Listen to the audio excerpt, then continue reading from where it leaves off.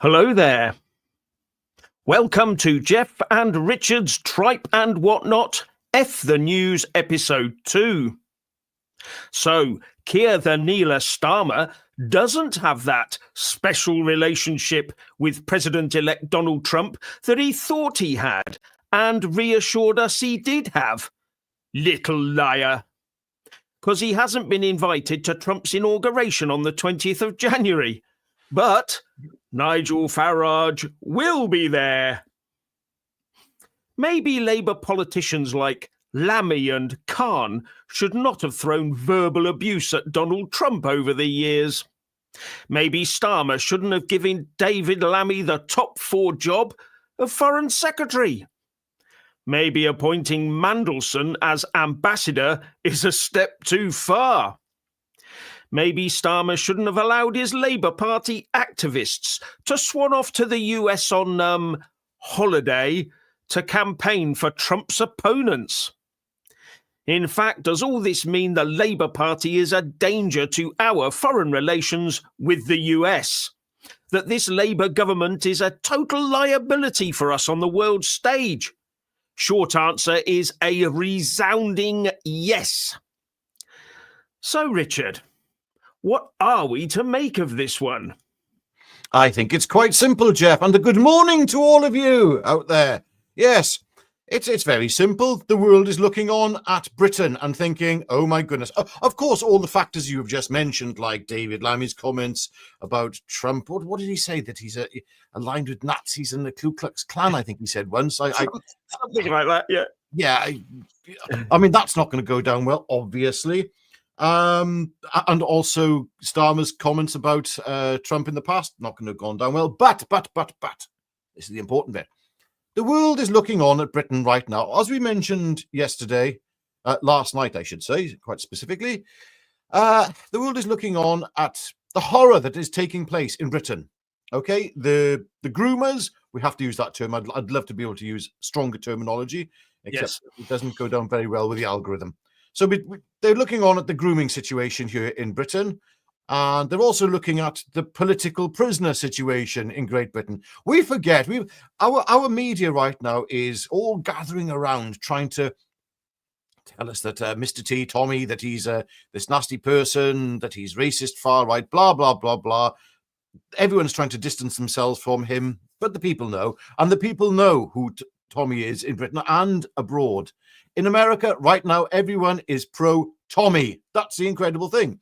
So this isn't all about Tommy, but this is about an ongoing situation that is linked, I suppose, with Mr. Robinson, and also to do with our political prisoners. And that's the big bit. People are watching from abroad and saying, what the hell? You can't say anything on social media without Keir Starmer throwing you in jail. It's absolutely ridiculous. And yeah.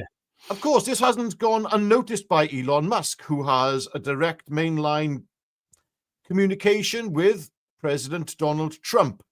And I think that's more to do with it. The point here is that, yeah, Trump can see what's going on. And I think that very interesting times there, Jeff. What do you reckon? Oh, yes. And going on to the groomer situation, I don't know whether you know, but Patrick Christys and Maggie Oliver have teamed up a little bit. You know, the ex-detective constable who broke a lot of the story, and Patrick Christys of GB News. Yes, they've got together. Yeah. And they've decided to create a fund for the victims. Yes. And maybe to also help with investigations and inquiries and stuff. And they had an initial aim. Now, I'll show you. I took this screenshot just before we came on. There it is. £203,000 raised. I think it was started yesterday. Something like that, anyway. And that's from just 7,200 people. I've left a link in the descriptions box below. So if you want to donate so that this goes to the Maggie Oliver Foundation to look, mainly this is about the victims of these horrendous crimes, which is what they are. This isn't some sort of weak-kneed thing. This is real full-on nasty crimes, and the victims were never looked after properly. And this fund has started, and it was, I think it was a brainchild of quite a few people getting together and then giving the idea out, and bang, it's been grasped with both hands by both Patrick Christys and Maggie Oliver. I think it's a great thing. I should be my hand in my pocket for that as well at some stage. Absolutely. There you go.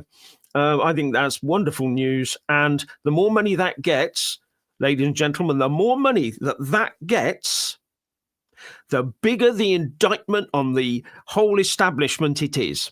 So every pound extra that goes in there is another vote against the uniparty establishment and what it's doing to this country. So bear that in mind when you're thinking, maybe I need to give a couple of quid. We all do. Yeah. So there you go. Oh, well said there, Jeff. So going back to the initial opening of this video, Trump has told Starmer in no uncertain terms to F off, hasn't he? Let's face it. You can't really read it any other way. This goes to show that the special relationship between Britain and America is very much dependent upon the leaders of our countries. And when the leader of our country, Great Britain, is clearly against capitalism, we'll start with capitalism, is clearly against Western values, that's not going to go down well. So and I did read somewhere in the comments here that there is some consideration being made. I did sort of see it on Twitter as well. I'm not sure if it's by Trump or by his administration to actually prosecute people for in trying to interfere with what's gone on in during the American election by sending Labour Party members, over 100, I believe, wasn't it? Labour Party members over to the States. This is election interference, and it looks like, there could be some serious stuff coming up. Well, Starmer's way, not our way. But but anyway, ladies and gentlemen, now, ladies and gentlemen, we'll be coming to the serious part of the news. Well, yes, indeed. Yes. Okay, so yesterday I made mention of our favourite princess, Meghan Markle. Now, we all know that Dan Wootton loves Meghan Markle and Harry. Not. Anyway, so I read today in the Express, are you ready, Jeff? Are you ready? Are you ready, everyone? Yes. Meghan's key move after LA fires could change future with Harry. Oh. Duchess of Sussex key decision after wildfires could work in her and her husband's favour, says expert. Expert, oh my goodness, yes. I'll continue, it's too riveting. It is too important, ladies and gentlemen. Meghan Markle's strategic move regarding her new Netflix show could work in her and Prince Harry's favour in the long run. So I'm losing the will to live myself, so you can stay there as well. Don't go anywhere. According to a public relations expert, yes, and a public relations expert has said that, apparently she was due to launch her new cookery show, With Love, Meghan. That's what it's called, right? On Netflix, I believe. And it was going to happen on Wednesday. But because, however, due to the ongoing wildfires in Los Angeles, the show has been postponed until March 4th. I mean, a PR expert said that told the Mirror that the Duchess's decision was the right one and she could use the delay to her and Harry's favour. Okay, I'm not going to say any more. This is utter crap, isn't it? Let's face it. Why are we giving this? This is like, this takes up prime real estate in the newspapers. That's why I'm talking about this. We need to have this reframed in our minds, ladies and gentlemen, because you are being fed absolute rubbish. I move over to the Sun. Well, I will say that this is actually quite a sad thing, but it's the lead article. This is the lead article in the Sun as I look at it. Pep's pain. Manchester City boss Pep Guardiola splits from wife after 30 years and 3 children together, according to reports in Spain. Yes, very sad. But right now, our country is disintegrating. Lots of people are getting divorced and splitting up, and it's horrible. There's nothing worse. Well, there's lots of things that are worse, but it's an awful thing to happen. But Please, why is this the front page? Oh, let me move on. Let me move on to the Daily Mirror. This is what they think is important, that we must know. Kyle Walker's move to Italy is latest blow to Lauren Goodman, as her plan hasn't worked. I don't know who any of these people are, and I don't care, and neither should you. This is absolute rubbish. Our economy is tanking, right? International relations, the international relations between Britain and the United Kingdom are on the line, and yet United States. Sorry, yes, whatever, whichever country we're in and they're in. I'm tired and I'm still recovering from my illness. I'll have you know. You've only just gone up. That's besides the point. Don't confuse them. Don't confuse all this by presenting me with facts. Yes. So, what have you got, Jeff? Well, actually, I was looking earlier on and I thought, all this wonderful news out there, and a couple did sort of catch my eye, not because they're anything, wonderful or anything, but there's stories about Emmerdale, all over the place. Anthony Fox killed off with murderer revealed in top spoilers for next week, says The Express. These things are really, really important, ladies and gentlemen. You should hunt them out and then go and watch these programs. This is I don't tragic, think so. I didn't even know it was still existing. It's Emmerdale now. It's not Emmerdale Farm.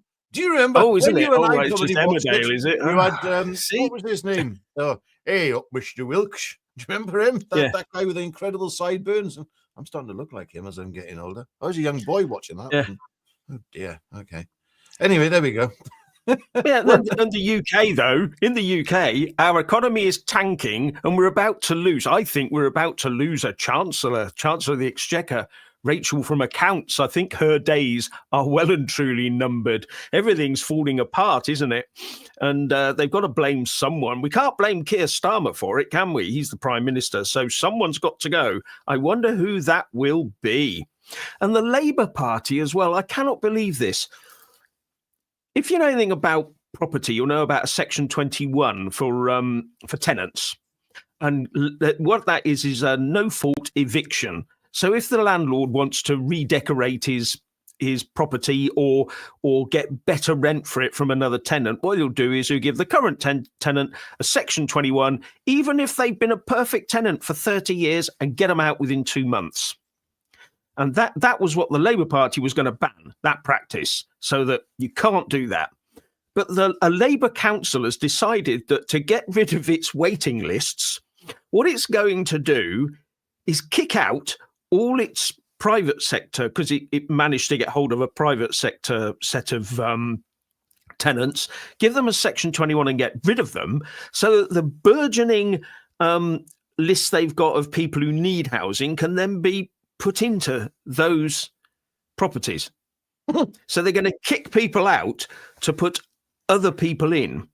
And I have my suspicions about who these other people are going to be, if you get my drift. But those people that they're kicking out, they're going to have to go to the private sector because there's no local housing from the council for them. So they're going to go to the private sector. Now, if they can't find a replacement property within those 2 months, the council will then presumably start legal proceedings against them, take them to court, ruin their credit rating and all that sort of thing. So they can't get a private accommodation through the private rental sector. So they'll have to go to the back of a waiting list. Which waiting list? The one that they kicked them out of the house to try and push these. He couldn't make it up. So these are the sorts of things that Labour is up to, saying we're going to ban this, but we're going to use it over here for the people we prefer to you. That's Jeff, the sort of thing we should be talking about. Jeff, it's called being competent. That's the Labour definition of competency. Yes. Is it? Oh, right. Okay. Yeah. Yes. Oh, Paul, what have you said there, Paul? Sparkone? Oh, you've just gone off another one there. Population replacement. Sorry, I'll go back to it. Sorry, that population replacement. Yes. Well, I mean, looks a bit like that, doesn't it? But it couldn't be that, because that would be, well, That would mean coordination, possibly. Yeah, and I mean that would mean some coordination was taking place, and that would mean that people didn't view us very well. Our elites and the people we've been voting in for generations. In fact, our entire establishment going right to the top where His Majesty sits. Yes, indeed. Yeah. And the thing about this sort of thing is that if you're talking about population replacement, that is a form of genocide, as I understand it. Really? Just Wow. saying. Well, Just saying. Yeah. There you go. They got you thinking, didn't it? Prime Minister, some people agree, some people don't agree. But one thing's for sure, and I'll say this right now. Better him than the lot we've got in at the moment. But then again, that's the upshot. Then again, yes. I'm not gonna have a pop at Nigel anymore right now. I could say plenty about him and this, and I'm sure he could say plenty about me as well. I'm sure he's there going, who is this blithering idiot having an impact on my life? All right, a very small impact on my life, but there we go. Yes, no impact. Yeah. Hey. Anyway, what else did I find? I did find something else, and I was just looking through. Yeah, go on then. And this is in that font of all knowledge, the Daily Mail. Oh my goodness. Okay, so the headline reads, "The tantalizing." This is about what's her face? What's she called now? Nicola Sturgeon. I keep forgetting her. She sort of faded into the past sort of part of my brain. Anyway, the tantalizing clues into what really lies behind the sudden breakup of the SNP's very odd couple who ruled Scotland with an iron fist. As ever with former SNP leader Nicola Sturgeon, the announcement was plumbed up with self-righteous and just a hint of mystery. Do you know what? I look back at that period of time when she was first minister or whatever she was in Scotland, and I look back in complete disbelief. Not just her, Mark Drakeford as well. We had these set of characters, didn't we, who were all trying to outdo each other during the lockdown. Everyone was trying to put in tighter restrictions. There was one period where, honestly, it was Mark. From what I can recall, Mark Drakeford declared baby food as a non-essential item for purchase in supermarkets. I was there walking around these supermarkets in Wales when my son was newborn, okay? And I was walking around and it was like you had all the shelves all just taped off. You couldn't buy anything. You couldn't buy baby clothes. You couldn't buy anything. I was like, what is this? You could only buy the most essential, or what Mark Drakeford thought was the most essential. And up in Scotland, they were trying to out restrict even Mark Drakeford, and it was just a competition who could virtue signal them. It was a form of virtue signaling, you know. Anyway, yes, I don't care. They're getting divorced. Very sad. So sorry that your life has turned out like this, Nicola, and your husband. But you're taking up too much real estate on the front page of newspapers. Sorry about that, but yeah, we've got bigger things to talk about, which is why I talk about this. We need to reframe, because all of us look at the papers every day. Okay, we all look at them, and we see these headlines, these distractions, these bread and circuses thrown at us. Remember, they're bread and circuses. This is meaningless, Jeff. Yeah. Well, anyway, on the Nicola Sturgeon thing, I mean, you know, if you're going to go out there and put yourself forward as the best thing since sliced bread, then don't be surprised when you end up like sliced bread. You know what I mean? It's just ridiculous. They know what they're doing when they're going in and trying to game the system for yourself and putting people through purgatory for your own political ends, and then ending up with a backsliding education system. You've got drug deaths at an all-time high from her, and all the rest of it. Do you remember the ferries without windows? They had to paint windows on them to make them look like they were working. And the steelworks up there, do you remember that? It was a litany of disasters. And then suddenly, one day we woke up to find out that the SNP accounts were about 600k short. And we were told, oh, no, it's all right. It's all right. The money is sewn into the accounts. Do you remember that? It's sewn into the account. Where exactly is it sewn in? And that investigation has now been going on for years. And then we had the camper van. Remember the camper van turned up on someone's front lawn, and the police took it away. Nothing's happened now, and because from my mind, I think there's too much of a connection between the prosecution services and the actual Scottish government. So there should be more of a separation there, but there isn't. So I'm not sure the police. Not the police officers, but I think the system at the top is trying to stop the investigation or hold it back. But maybe this is the first crack. Maybe this divorce is the first crack. But there you go. I don't know. So, it's it's just one of those stories you think, oh, why is it there? Anyway, Jeff, I think we should do a little roundup here because we have got other things we may be doing. We will be doing our video later on. But please come back every morning. We're going to try and aim for 9 o'clock. But it'll be between 9 and 10 o'clock that we get ourselves together when I get out of bed. And when I've had my first coffee, I've got my second coffee, in fact. Yeah. Yeah, nice to see. I've had to give up coffee. Great, lovely. Hope you're enjoying it. I'm withdrawing from coffee. Anyway, Donald Trump not very happy with our prime minister, clearly. Otherwise, he'd be invited. But I think there's a few other people who haven't been invited as well. Ursula von der Leyen, whatever her name is, she's not. I don't believe she's been invited. So, okay. The inauguration of Donald Trump. So, yeah, there we go. Shows who's in and who's out. Yes, there you go. Anyway. Ladies and gentlemen, thank you very much for joining us in the morning, and it's great to see you and your comments and your back chat. So it's really good. And I'm going to go and prepare for this evening's video, which these things do take time to put together just to make sure they have some form of structure in there, despite Richard. You're lost without me. You're lost without me. Anyway, on that note, it's good morning from me. And it's good morning from him. Good morning. Good morning.